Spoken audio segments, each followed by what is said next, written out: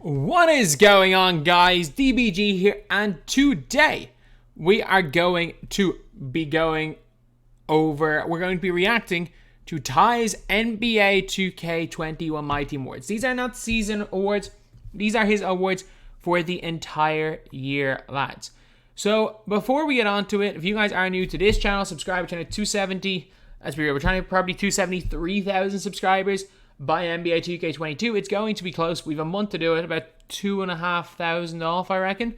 Or 2 and a bit thousand off, but that would still be an insane number. And as well as that, go subscribe to Ty. He is currently on 75,000 subscribers. Let's try to get him to 80,000 as soon as possible. So, lads, Ty has made a top 100 list. If you guys want me to react to the top 100 list, leave a like. We can hit 1,000 likes on this video, I will react to that top 100. If we can't hit 1,000 likes by tomorrow, I'm just going to make my own top 100. So if we get 1,000 likes, I'll react to his top 100 tomorrow, and I'll make my own top 100 on Thursday. And if it doesn't, I'll just go and make my own one tomorrow. So yeah, anyway, now let's get on to it. What is good, yo? It's your boy Ty, back here with another video, and in this video today we are going to be doing the NBA 2K21 MyTEAM Awards. Okay. After each, I'm gonna go I'll go 1.25 speed because individual season, I usually do an award ceremony. So for that specific season, who was the cheesiest? 2K21 MyTEAM? Started off with symbols are this guy right here, and it's not even close. I mean, Allen Houston should be in there instead of Manute Bol. I mean, Manute Bol was all right, but I mean, he couldn't really move that well. Like, he was cheesy, but like, he wasn't. Bol was the cheesiest of these three. But I mean, Stick God Allen Houston is probably the cheesiest, but that was only for a week. No, Bol, no brainer. It's pretty self-explanatory. The dude is 76. 380 pounds. The dude's absolutely insane. Then we got Manute Bol, 7'7". Okay, we did good. Thank gosh we never saw another Manute Bol card. But at the shooting guard position, how many dudes can play shooting guard that are 7'7"? Just absolutely ridiculous. And then Bol, obviously 7'2", 7'7" wingspan. But for me, the cheesiest card is Manute Bol. Not the best card, but I mean, if you're looking pure cheese factor, it's not even, because post looks weren't that OP. Okay, I would have still gone Bol. if you're talking about cheesy, Manute Bol is it. He can make the average height of your lineup close to 7'4" if you run him at the 2, Bol at the 3, and then obviously like Sim and Taco, Yao and Taco. Maybe because I play next gen and running 5 tall players is a recipe for disaster. But no, I wouldn't even. I ran Bol for longer than almost anybody. Or sorry, Manute Bol for longer than almost anyone. I still have Bol. You can make the average of your height of your lineup right around 7'4" with the addition of Manute Bol, which in my opinion makes him the cheesiest player. Longevity award. We're gonna start with Kawhi Leonard OPAL card. Now, middle. Middle. Ferry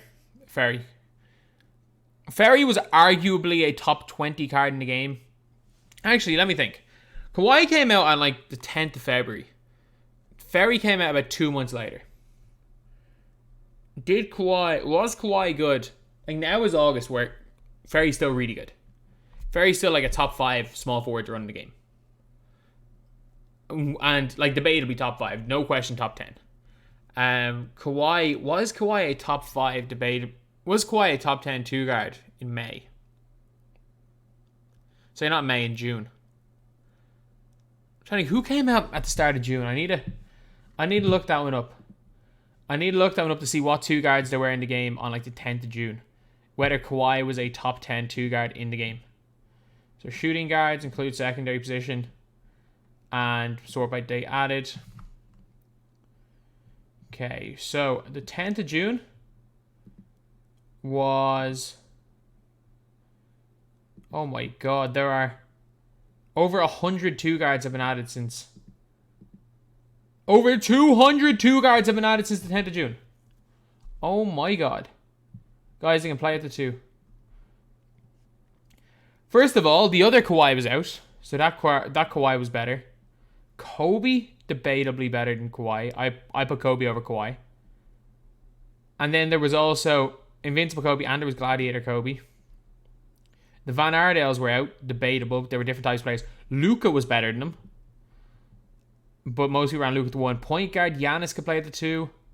Josh Smith is debatable with Kawhi. That is debatable. Paul George is better than Kawhi. Is better than this Kawhi. I'm going to go longevity award for Ferry, but it's close. Bol was like 3 weeks after Ferry, and he also became kind of outdated a little bit earlier than Ferry. He's not as good. He's debatably not as good in the game right now as Ferry, so I'll go Ferry. Hear me out. I know a lot of you guys are like, Ty, you're gassing Kawhi, Ty, this and that. Now, hear me out. Kawhi was absolutely incredible for a very long time. He was. Danny Ferry Galaxy Hope was the same way. But he was a cone. He was a cone. He did what he did, though. Like, cones always have longevity. Like, at the end of the day, if you just need someone to stand there and hit jump shots, you can probably get away with using Amethyst Clay for, like, at the end of the day. You know, his release isn't that quick. I think so. You could get away with running Rudy Fernandez from January if you really just wanted to use a cone. You guys got to realize Bobo came out right after. But Kawhi is also way better defender, so that's a dumb comparison. But he said, I mean, honestly, you can make the case that right now in the game, Pink Diamond Bobo is more usable than Danny Ferry. So for me personally, Ferry, for the specific time when he came out to where he's still used today, it's Kawhi Leonard. The dude came out for 250K, and it was way before that. Probably a month before 250K is when the first. Oh, he was out near the end of season 4. For Kawhi to really get outdated. So for me, the longevity award is Kawhi Leonard. I said it when he came out, when he's played for me in May, that he was gonna win this award. So yeah, but everyone was using Ferry in August, which is the equivalent, or say not in August, in July. Oh, just because you said it once on stream, Ty, he's sticking with it. My word, if he was not the winner. Now, the defensive player of the year comes down between 3 players. Now, Will Chamberlain. Middle. Of these 3, it's in the middle. Taco can only play defense on 1 gen.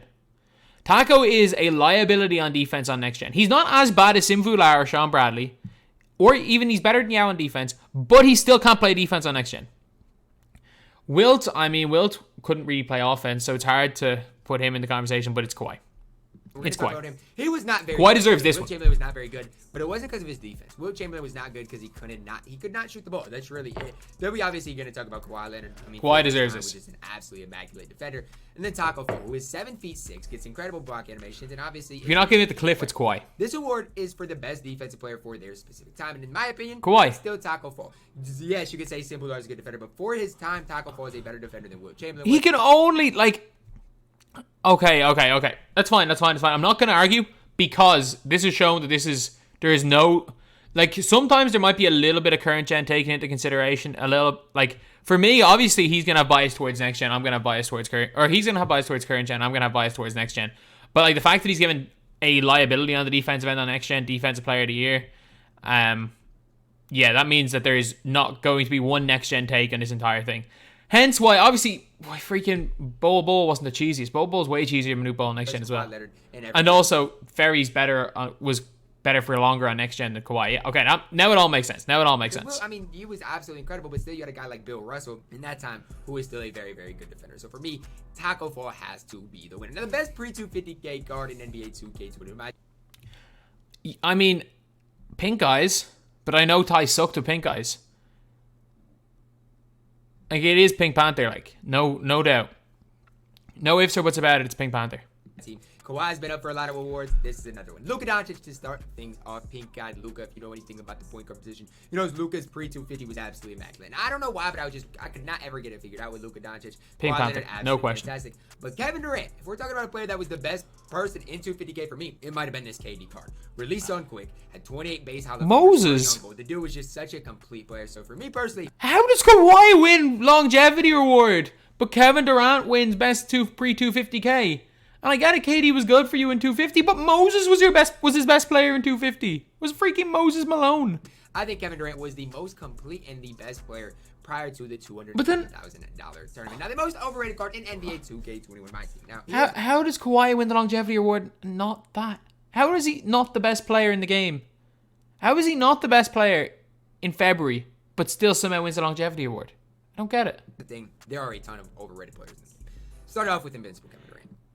Hit up Rose. Okay, that's wrong. But once Kevin Durant got he's good. He's gonna give it to Kevin Durant because Kevin Durant kind of sucks on current gen apparently. J.R. Smith was unbelievably good. He was just too expensive. He wasn't overrated. He was too expensive, and everyone knew this card sucked. This card absolutely sucked. No one ran this guy after one game. Release on very quick on current gen. The dude just he got out of the picture for me. I'm sorry. A release on very quick. Some releases are so hard to green with, and Kevin Durant's is one of them. It's not ungreenable, but it is so hard to green with. Then we're going to talk about J.R. Smith. Just throw J.R. Smith and like Dr. J in together now. J.R. Smith, when he first Dr. J is so overrated. Now, talk about overrated. J.R. Smith was exactly that. Last but not least, Russell Westbrook. And the only reason Russell Westbrook was overrated was for how many people got him, expecting him to be updated, and then Russ never was updated. So if you're going to use that as for overrated, then Baron Davis has to win. Any Kevin Durant you guys want to talk about with his release on very quick is the most overrated. Unbelievable next gen, though. Unbelievably good on next gen. Snake himself. The most overrated. The most underrated card in NBA 2K21 MyTEAM, Chris Paul. When I first got next gen, Cliff Robinson. I love Cedric Maxwell. I would probably maybe give it to the other side. If more people were able to get the other Cedric Maxwell, I would give it to them.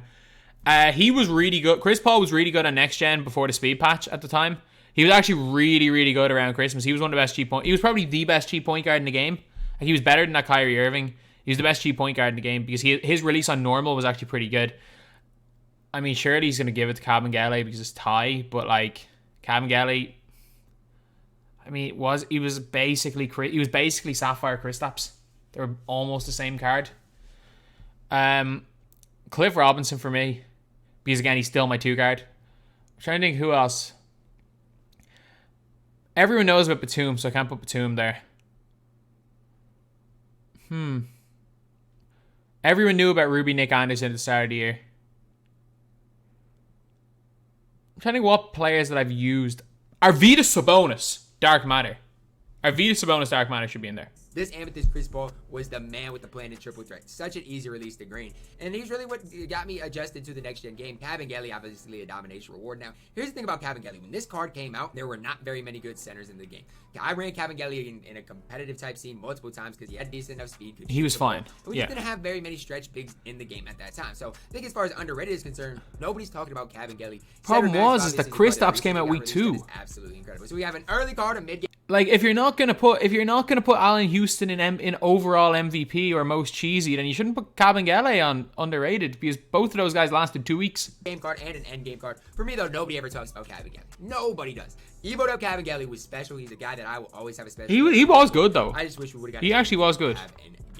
Next up, the best unlimited. Pierce, not even close. Either Paul Pierce, Cedric Maxwell. Pierce is the best player in the game. Boston Celtics takeover. Okay? Pierce. Paul Pierce started no off, question. Obviously, DBG was one of the first players to get him because DBG week 1 was just absolutely immaculate. Cedric Maxwell came out about the time too. You heard it. Was out and you heard he it. Was solid. Cedric Maxwell was very solid for his time, especially with jump shot 3 on quick. And then Kevin McHale. Maybe one of the most overlooked cards for when he came out in the game is Kevin McHale. I mean, the dude. McHale was really good. I just never liked. But it's Pierce. Pierce the best player in the game. No question when he came out. You could get past that release. Kevin McHale did a lot for you, but for me, for a specific time, no question. Pierce. With the shot stick in the game, with how this might be the only unlimited reward that I can say was ever worth getting because Iggy was very average.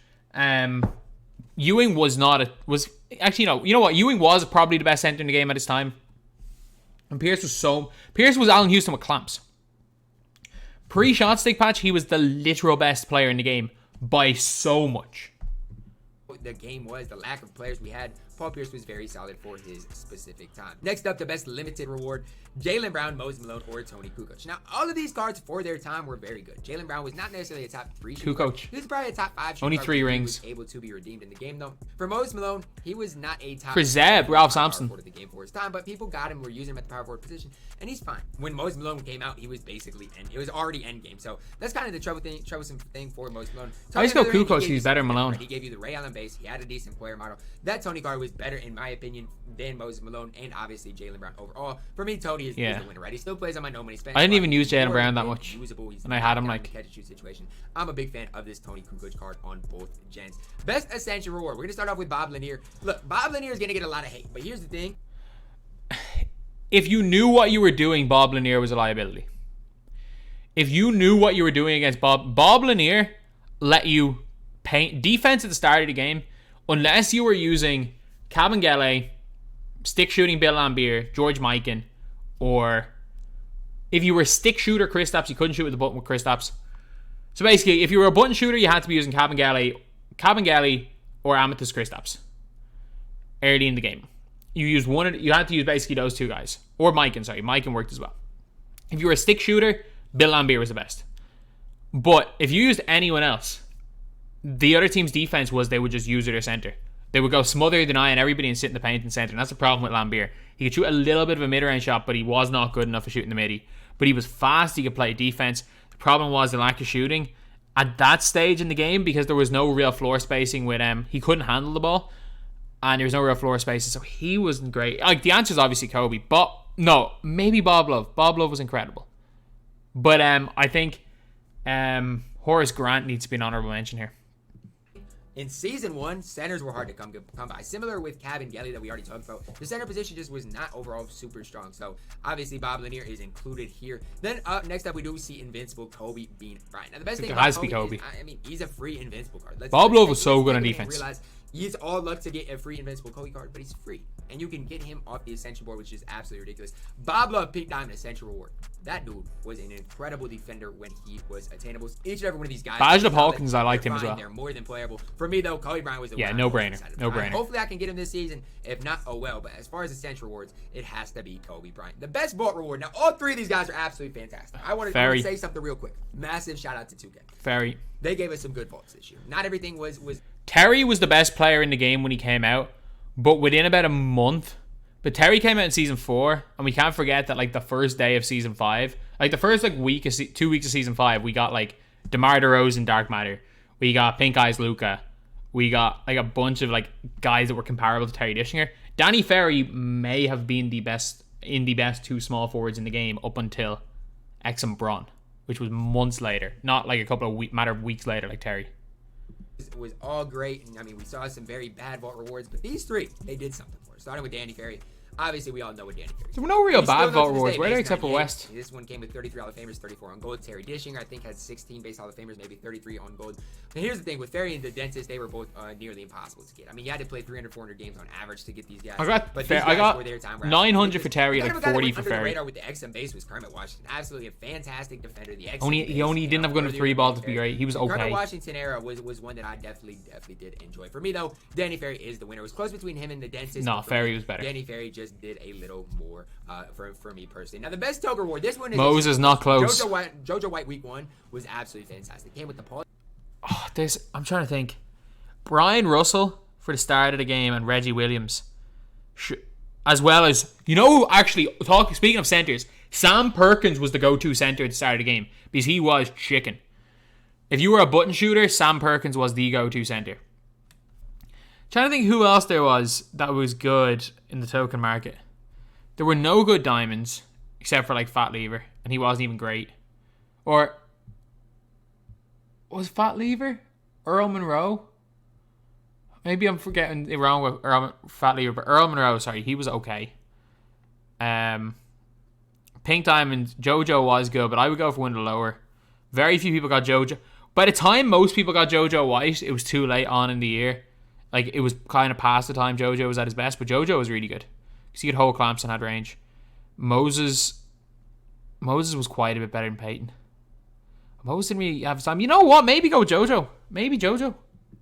George Pace. And we had to remember, there were not that many fast players in the game. And JoJo White, I think, had 96. He had range and could hold clamps as well. I actually wish I would have ran more of JoJo White, especially early on when John Stockton was not available. Next up, we do see the... It's just by the time everyone got JoJo, Stockton was out. And DBO was out. Outplayed Anthony Davis on that day for me. Moses was just absolutely fantastic. You gave him the speed shoe Grinch, and he could move and groove. Right before Moses, we saw Gary Payton. Same season, obviously, it was Gary Payton and then Dwayne Wade. Those two really controlled the show for me. It was those guys and then the rest. Really was a big fan of the glove and what he could give me. I'm glad I got Gary Payton over a guy like Bill Russell. Moses, JoJo, Gary, all very good token players. I wish we would have saw more of them, but my favorite, maybe it's 250K bias, is Moses Malone's Galaxy. Yeah, that's fair. The Rookie of the Year. This is a award I want to explain. Danny Ferry. So this is the first time we've seen these guys. That's what Rookie of the Year means. So obviously all the rookies, Mobley, Terry more iconic, but Danny Ferry is better. Greens are rookies, but the cards that just got their first card this year, I believe, are also available for this award. So Danny Ferry, Terry Dishinger also are kind of rookies in 2K because we have never seen them before.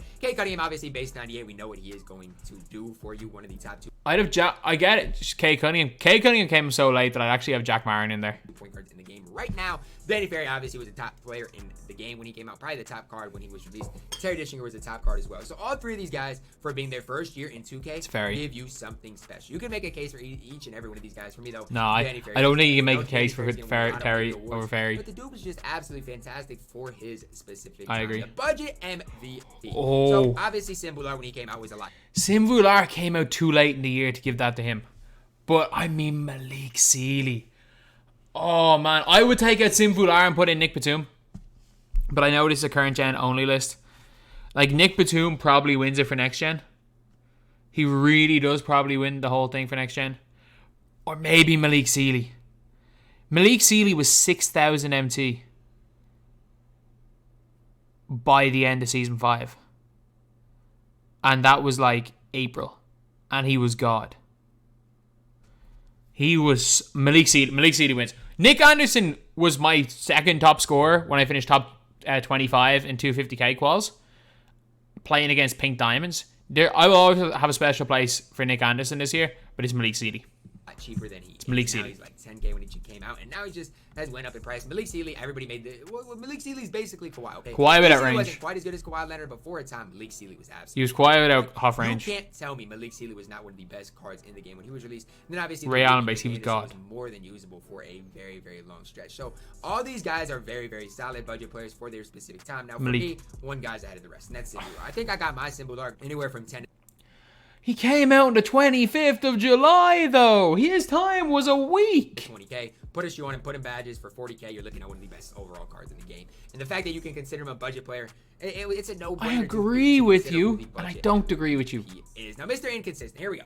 We got Pink Diamond Kevin Durant. Pink Diamond only has his release timing on normal. He's going to give it to KD. Quickest release, but I struggled being consistent with Kevin Durant. I struggled. I tried with this Pink Diamond Kevin Durant, but trust me when I say I definitely struggled. Then we got the Galaxy Open Luka Doncic. It's just the XM base, man. I complain about Luka. I complain about Anton Jameson. And there's one reason why. It's because they got the XM base, and some days I green everything. With it. Other days he I hates hate the broadside. Ty hates XM and 98. That is strange. That is a strange one because they're like seen as the two best releases of the game, and he hates XM and 98. Each to their own. Like again, I love my favorite uppers that are ones where they bring the ball to the wrong side of their head. The Lonzo Ball upper, Cliff Robinson upper, Lionel Simmons upper. I'm weird with the way everyone likes weird releases, but I've never seen someone say they hate 98 and XM like Ty. Of a born. It wouldn't be a list without Luka Doncic and then Paul Pierce. I mean, this dude, some days would just absolutely light it up. I remember I was playing one dude. I don't remember it was in a tournament or a wager. And Paul Pierce was 8 of 8 from the field for me, 7 of 7 from deep. And then there's other games and he just struggles mightily. So each and every one of these guys for their specific time was super inconsistent. But not only this Kevin Durant. I never used him in general. Mr. Inconsistent. He hates KD. In fact, most slept on award, Grant Hill, Pink Diamond, one of my favorite cards in the game. Even considering he was one of my favorite cards of all time. Cliff Robinson. Community slept on this guy. Cliff Robinson. How many competitive players did not run Grant Hill? Maurice Lucas probably should win though. Grant Hill for as long as I was, and that's just sad to me. Now, the token reward Maurice Lucas for an era in which we didn't have a lot of fast and good defensive bigs. Clem wasn't as good as Yuta. He was an incredible defensive big. Obviously, he was bad. He shooted in mid-range a little bit, right? He wasn't terrible from the mid-range area, but nobody talks about Maurice Lucas. You're probably like, Maurice Lucas, he was okay. Yeah, trust me. He could hit a three-pointer, but he's one of the best defenders in the game. Clem Haskins. If you watch my No Money Spent Squad series, you know that Clem Haskins did play on that squad for a little while, and he's solid, right? As that Wes Unseld Kobe base, Kobe base, Wes Unseld upper. Absolutely fantastic. So for me, the most slept on has to be Pink Diamond Grant Hill, just because I always love this card. This card will always have a special place. And everyone using it. The most valuable Steph player Curry, in not NBA close. 2K21 MyTEAM comes down to 3 players. Steph Curry, not close. I never got him, but it's Steph Curry, not I close. talk about the most valuable player. Blake was so ahead of his time. There's not a The reason why it's Steph Curry and not close is that Wiseman was in the taco set, and you can argue that he's not, like, you can argue that Taco's not that much better than Wiseman. Taco's better, but you can argue that he's not that much better than Wiseman. Blake Griffin, it's between Blake and Steph. Blake changed the entire game. Blake was the best big man in the game for like 2 months. Till AD came out, Blake was the best big man in the game. And then Steph Curry was arguably the best player in the game from the 30th of September when Prim Parachute got him first until probably D-Rose came out with double take packs on current gen. And then he was probably the best player in the game on next gen until they patched the fadeaways, which was like January. Like literally the Steph Curry fadeaway on next gen. It's Steph and it's not even remotely close. comparable center in season 1 or season 2 to Blake Griffin. This dude was just absolutely fantastic. This dude changed the meta of the game all the way around. So when we're talking about most valuable player for his specific time, Blake Griffin was that. Before we started getting, you know, the likes of an Anthony Davis, the likes of a guy Steph, no brainer. Olajuwon, Moses Malone. There was nobody like Blake Griffin. We had a guy like Dave Cowens, a guy like Draymond Green, but we didn't have a big that could handle the ball like Blake Griffin could. Taco Fall, I'm not going to even talk about him. He's the best player we have right now, and it's end game. And then we got the Pink Diamond Steph Curry Season 1 award. People love this Steph. People use this Steph in season 3, season 4, and he was still usable. Like, the dude was absolutely incredible. If you look at his card, there's really nothing wrong with him. You could Splash was using him in season 4. Like, really wanted to. He is usable if it wasn't for the 6'10", 6'11" giant point guards in the game. For me, that most valuable player no for a brainer. specific time in the game. I thought he was going to go tackle. Absolutely changed the meta of the game, how it was played from a very, very early stage. Now we're going to get into all Ruby, Amethyst, Diamond, all the way up to Invincible GOAT team. Start with the all Ruby team. Felipe Lopez at point guard, KPJ at shooting guards, absolutely incredible. I'd probably play. Oh my goodness, I could talk about KPJ. I'd put Kobe Bryant at the 3, Thad Young at the 4, and then I would put Luke Kennard in at the 3 instead of Kobe, or Luke Kennard in 2 KPJ, but I agree with the others. Obviously Wendell Carter Jr. at the 5. I agree with you. Mo Bamba at the 5 as well, but Wendell Carter Jr. Wendell Carter is better than Mo Bamba. Very solid. Actually, is a card I use a lot when I do have to use Ruby. So this is the all Ruby team again. Felipe Lopez obviously is very incredible with the JR type base, and then KPJ, Kobe Bryant, Thad Young, and Wendell Carter Jr. All Amethyst teams led by Boris Diaw. If we're talking Amethyst or Diamond point guards, I would put in Okoro over Okiki, but other than that, I like it. I don't mind it. Diaw is the best Amethyst in the game, though. Not even close. He's the best. Boris Diaw is absolutely incredible. Devin Vassell base 107. If you know, you know. Same release as the Jason Tatum. Absolutely incredible. Chuma Okeke, a card I personally have never used. I'll be the first to say that. But everybody. Does Devin Vassell, does he not have Shai Gilgeous-Alexander release? I could have swore Devin Vassell has Shai Gilgeous-Alexander release. Yeah, he has Shai. He has Shai Gilgeous-Alexander release, not Tatum release. Loves him. Whether I stream, whether it's on YouTube, everybody loves Chuma Okeke. They hype him up as I never liked Okeke. Larry Bird at the 4 can shoot the ball like crazy, and then Matt Bonner at the 5. DBG loved Matt Bonner, man. I never was able to green with Curry sliding Matt Bonner. But if you look up and down Matt Bonner, Curry sliding Matt Bonner though. Everything. Matt Bonner can definitely compete, but there's no doubt about it. Boris Diaw is the MVP of this all Amethyst. Yeah, Diaz best team knuckles. Up next, headlined by Justice Winslow. If you have to run a diamond or below point guard, Justice Winslow is the second. There has to be a better small forward that's diamond than Giannis. Like that Giannis is okay. There has to be a better one than that Giannis. Jaden McDaniels is better than that Giannis. And arguably Tracy McGrady. And if you're on next gen, Lionel Simmons. But Jaden McDaniels is better than that Giannis. And Jaden McDaniels is also probably better than LaMelo Ball, but I'm fine with that. Eddie Curry's definitely the best center though. And then it's either probably LaMelo or Luka Doncic at the power forward position. But yeah, Jaden McDaniels probably should be in for Giannis. Best person I would run right behind Boris Diaw. Robert Reed, I know he does have the Kevin Durant base on very quick, which on current gen is definitely decently tough to green with, but he's still very, great on very next. solid. Giannis Antetokounmpo at the 3, the Gladiator Giannis. He's a freak, man. Giannis, the Greek freak, is just an incredible defensive player. Now, LaMelo Ball or Luka Doncic at the 4. You can Jaden McDaniels right? better. Some people prefer LaMelo Ball diamond. Some people prefer the diamond Luka Doncic. You can't go wrong with either of them. If you're looking for a triple threat player, LaMelo Ball is out of position is a very, very solid option. And then at the 5, no doubt for me, Diamond Eddie Curry is the man. Yeah, he's the best diamond. Guy that can shoot the ball a little bit, decent enough rim protector, good rebounder, and a great player build. Next up, we do have the all pink diamond team led by Obi Toppin at the 1, KZ at the 2, Ben at the. I would personally run Denny at the 1 and Obi at the 2, but I'm fine. I would run a weird lineup though if I was running pink diamond centers. Like I would run Marv. AD wouldn't be anywhere near my team. So if I was to run my team, it would probably be Ben Simmons at center. It would be point guard Nick Batum, 2 guard probably Toppin would be there at the 2, Okpala at the 3. I think would I run Thad Young? I probably would run Thad Young at the 4, and then 5 Ben Simmons. I think Bagley's better than AD as well. AD wouldn't be close to my team, but I don't mind this team. The 3, Thad Young at the 4. Ben Simmons would be my center. At the 5. Now, Obi Toppin does have the same release as a guy As a guy like Pascal Siakam, as a guy like Penny Hardaway, KZ at the 2. If you use KZ, you know what I'm talking about. 6'8", very, very solid. Base 5, check him out. Wing for KZ. Ben Simmons, if you run him, you're going to want to run your offense through him if you are on current gen, but I slept on Ben Simmons. I love that Simmons card. He is absolutely fantastic. Not as good as the Dark Matter, but he is very, very solid at the small forward position. Thad Young at the 4, followed by AD at the 5. Obviously, Thad has the base 98, and AD is just going to hold it down at that center position. I think there are better centers. Jake cutting him at the point guard position. Just an off-brand.